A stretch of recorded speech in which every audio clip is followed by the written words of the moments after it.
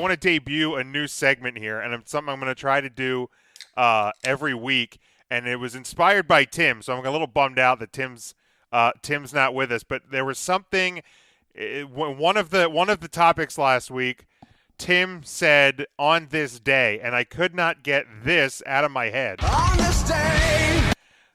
For like days after the fact, all I could keep hearing in my head. On this day. So I'm like, why don't we do a weekly segment about things that occurred?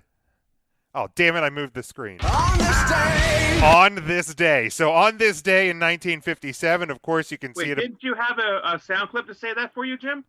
On this day. In 1957, as you can see above my head, future WWE Hall of Famer Bret the Hitman Hart was born. The Bret Hitman Hart celebrating a birthday today. Thanks, guys. Wow, what dickheads. I give you guys a for that one. We got a new one. We got a Tim joining us here. That not our Tim, a new Tim joining us in the chat. Hi, Tim. Welcome in. It says his first time here. Devin says he's at the drive-in. Tim's. That's what I always say. There you go.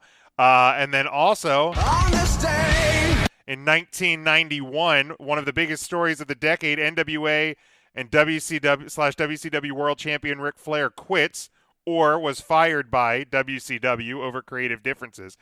He was scheduled to face Lex Luger at the Great American Bash pay-per-view 8 days later. They were in the midst of a contract negotiation when Jim Herd told Flair he wanted him to drop the title to Luger. Flair wanted to work out a new contract first. Herd then said he wanted Flair to drop the title to Barry Windham before the Bash and not appear at the pay-per-view. Herd then changed his mind again.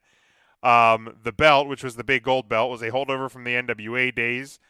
Flair still had a $25,000 deposit down that he had given as a security while holding the belt.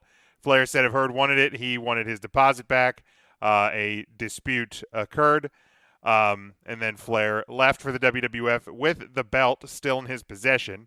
WWE stripped him of their title and made a new belt to give to the winner of the hastily arranged Luger-Windham match at the Bash, of course. When Flair debuted in the WWF, Bobby Heenan used the line "ice cream and horse manure" promo where he announced that Flair was coming to the company, and compared Flair to Hogan. And then the final on this day from 2001, the long-awaited debut of the new WCW on Raw from Tacoma, Washington, was a flop. They were given the final hour of the July 2nd Raw. Buff Bagwell and Booker T had what many fans felt was the worst main event in the history of the program. The match was embarrassing and chance of boring, and this match sucks. Were clearly heard throughout. A WWF source said Vince McMahon, quote, absolutely hated the whole WCW segment. That same night, Billy Kidman defeated Shane Helms for the WCW Cruiserweight title. It was the first time a WCW title would change hands on a WWF show.